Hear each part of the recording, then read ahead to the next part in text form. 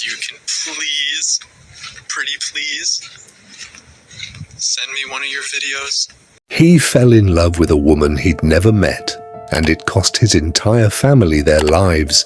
One night, one house, 3 bodies, and the son who vanished without a trace.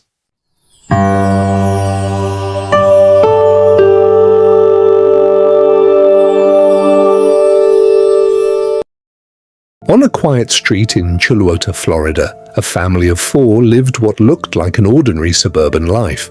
A pharmacist father, a hard-working mother, 2 grown sons still finding their footing. Then, on one January night in 2019, 3 of them were dead, shot inside their own home. The 4th was nowhere to be found. What investigators uncovered over the following days would reveal a story not of a random home invasion but of obsession, secrecy, and a family that tried everything to save a son who couldn't be saved. This is the story of Grant Amato. Grant Amato grew up in Chuluota, a small town outside Orlando, with his parents Chad and Margaret Amato and his brothers Cody and Jason. By most accounts, it was an unremarkable, comfortable upbringing. Chad worked as a clinical pharmacist. Margaret held a senior operations role. The boys studied nursing together at the University of Central Florida, and for a while, Grant seemed to be following the same steady path as his siblings. But somewhere along the way, that path started to bend. In 2018, Grant's nursing career stalled out, and around the same time, something else began pulling his attention away from his family, his job, and his future. That something was a woman he had never met in person, a webcam model based in Bulgaria who went by the name Silvie. What began as casual viewing turned into an all-consuming fixation. Grant started spending enormous amounts of money on her streams and private chats, money he didn't have. Investigators later determined that Grant drained more than $200,000 from his family to sustain the relationship, money pulled from his father's retirement savings, along with loans taken out in his brother Cody's name without his knowledge. He wasn't just watching from a distance.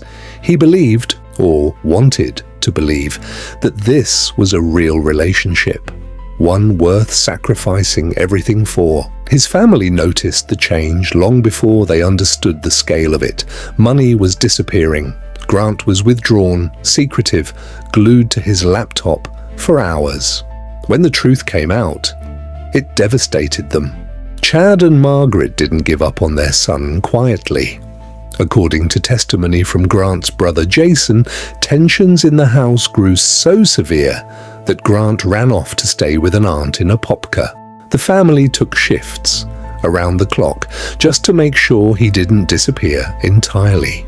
In the middle of the night, they staged an intervention in his aunt's driveway, trying to reach him before it was too late. Margaret eventually found a rehabilitation center in Fort Lauderdale that treated pornography and internet addiction. The family paid roughly $15,000 to get Grant into treatment, hoping a structured program could pull him back from the edge. When Grant returned home afterward, Chad laid out the terms plainly: get a job, go to therapy, and cut all contact with Silvie. For a family that had already sacrificed so much, it was meant to be a fresh start. Grant didn't stop. He kept in touch with Silvie in secret, at one point using his mother's phone to hide the contact from his father. And on January 24th, 2019, Chad discovered that Grant had broken every condition of his return. Confronted again, Grant was told to leave the house for good. Whatever was left of his restraint after months of pressure, debt, and secrecy gave way that night. Investigators believe Grant shot his mother, Margaret, first, while she sat at her computer. He then waited for his father, Chad, to come home and confronted him in the kitchen. Finally, using his father's phone, he sent a text message to lure his brother Cody back to the house and killed him too. Only one brother, Jason, was spared. He wasn't home that night. In the aftermath, Grant tried to make the scene look like something else entirely, a murder-suicide committed by his brother Cody. But the staging didn't hold up. Investigators found the positioning of the weapons at the scene inconsistent with how they would have actually been used.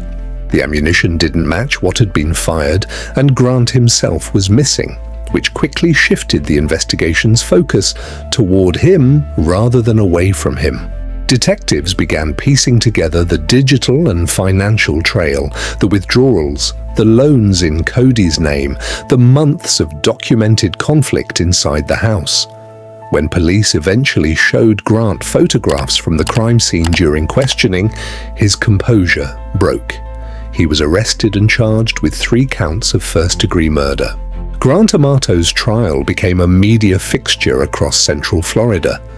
Prosecutors built their case almost entirely on circumstantial evidence. No murder weapon was ever recovered. Instead, they relied on the financial records, the digital footprint of his obsession, the inconsistencies in the staged scene, and testimony from surviving family members, including his brother Jason. The defense pushed back hard, suggesting an unknown intruder was responsible and that Grant could not have committed the murders. But in August 2019, a Seminole County jury found Grant Amato guilty on all 3 counts of first-degree murder. He was sentenced to life in prison without the possibility of parole. The story didn't end with the verdict. Grant Amato later drew renewed attention when he was linked to a separate murder-for-hire plot targeting television personality. Aaron Goodwin allegedly conspired with another individual, Victoria Goodwin, from behind prison walls, a strange and disturbing postscript to an already tragic case. Today, the Amato case is remembered less as a story about crime scene forensics and more as a warning about what unchecked obsession can do to a family that loved someone right up until the very end. Chad, Margaret, and Cody Amato tried everything: money, treatment, ultimatums, patience, to save Grant from a spiral they could see, but couldn't stop. It wasn't enough. If this story affected you, let me know in the comments what stood out to you most. And if you want more real, documented cases like this one, make sure you're subscribed, because this channel is just getting started.